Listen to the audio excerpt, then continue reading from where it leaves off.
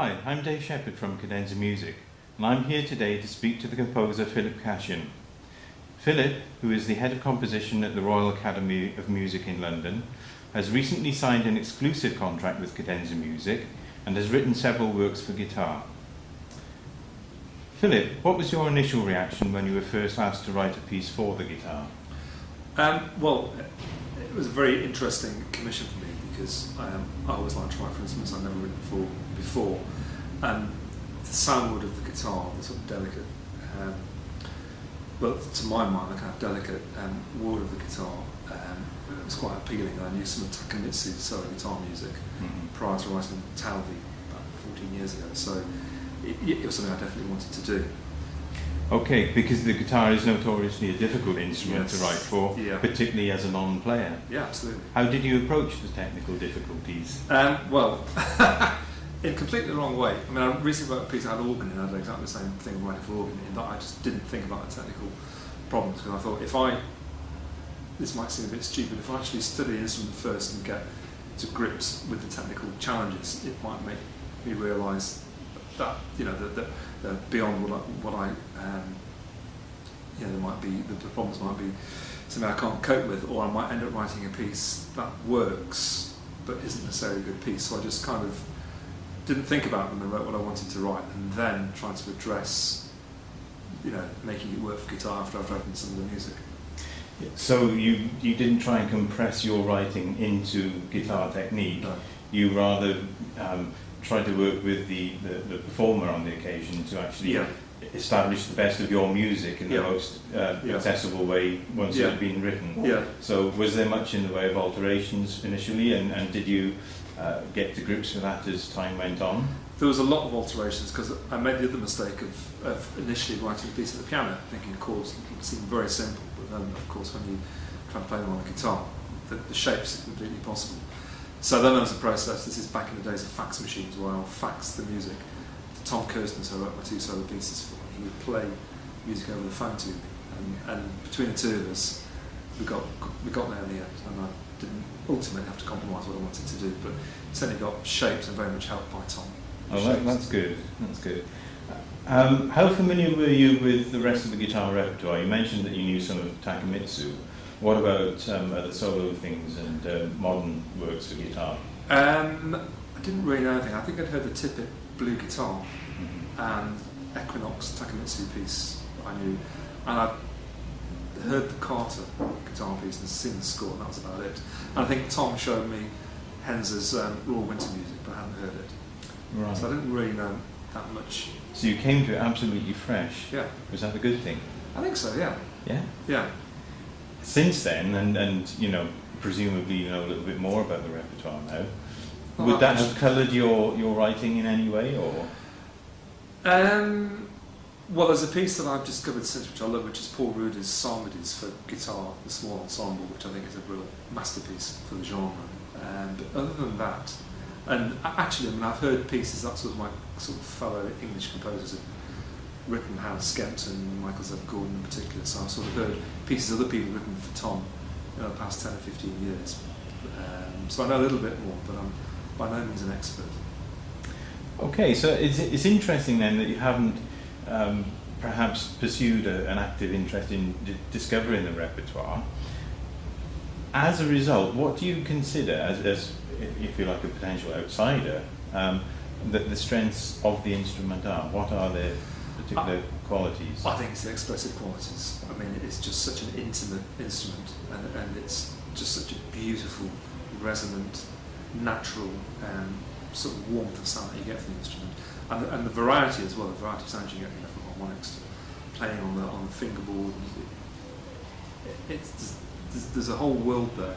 It's a very sort of, to me, my ear, it's a very sort of fragile and very delicate world most of the time. But I think it's a really expressive instrument.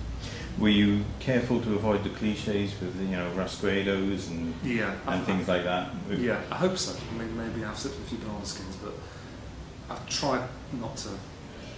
Yeah, have cliches.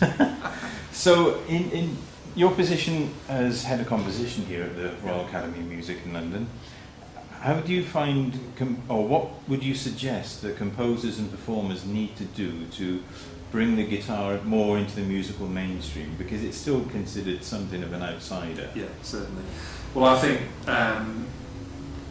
the guitarists here need to create a repertoire. They need to get students writing pieces for them, whether it's solo pieces or guitar quartets or writing for ensembles that have guitar in them.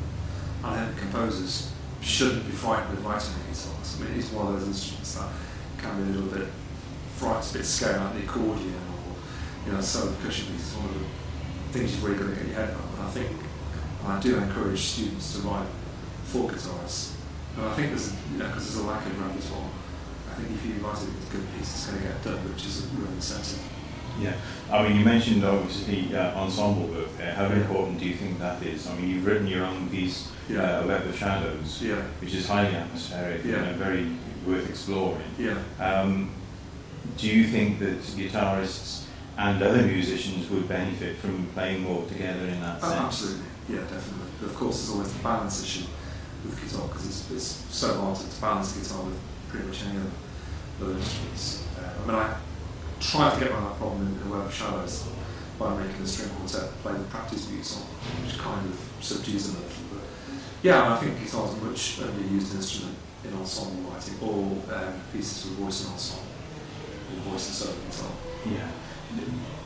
How much of an influence would the sort of troubadour and folk music sort of world impact on a piece for voice and guitar, in your opinion? Because it's, if you like, it's an easy combination. You can imagine it being the folk music of the day. How do we make that relevant in the 21st century? God, that's a question. I think you just have to try and reinvent things without being too self-conscious about it. I mean, obviously that music is important and it's there, you can't ignore it. And somehow you just have to know what comes out when you write music. It's sort of filtered through in a way, but I don't know. I mean, it just varies composer to person, piece to piece. And I think obviously that's subconsciously maybe influencing some of the decisions you make when you're writing. But for me, it would be very much on the surface. Good. That's useful information. So you've written quite a few pieces for guitar now. I think we're going to hear an extract from Talby a bit later on. Would you want to do any more writing for guitar? Is there a concerto in the offing or anything like that? I think I'd like to write a concertante piece for solo guitar, maybe ensemble, maybe not for orchestra. And I'd also like to explore the electric guitar. There's an instrument that isn't used that much by sort of, in inverted commas, classical composers, but I love the electric guitars. There have been a few exceptions. How would you deal with the timbre qualities of the electric guitar in an ensemble situation? Very carefully, I think. Because it's perhaps in some ways, unless you go to all the strange effects, it's a little bit more limited even than the main classical guitar. Yeah, I think so. What I would like to do, actually, think about it, is I think I'd like to write some pieces for voice and classical guitar. Yeah, song cycle. I personally love that part of the chamber repertoire for the guitar. I think there's a great deal of scope there. So I'd be very excited to hear a piece if it comes off. So that's lovely. Well, thank you very much for your time, Phil. Let's hear now Manus Noble play a short extract from your work, Talby.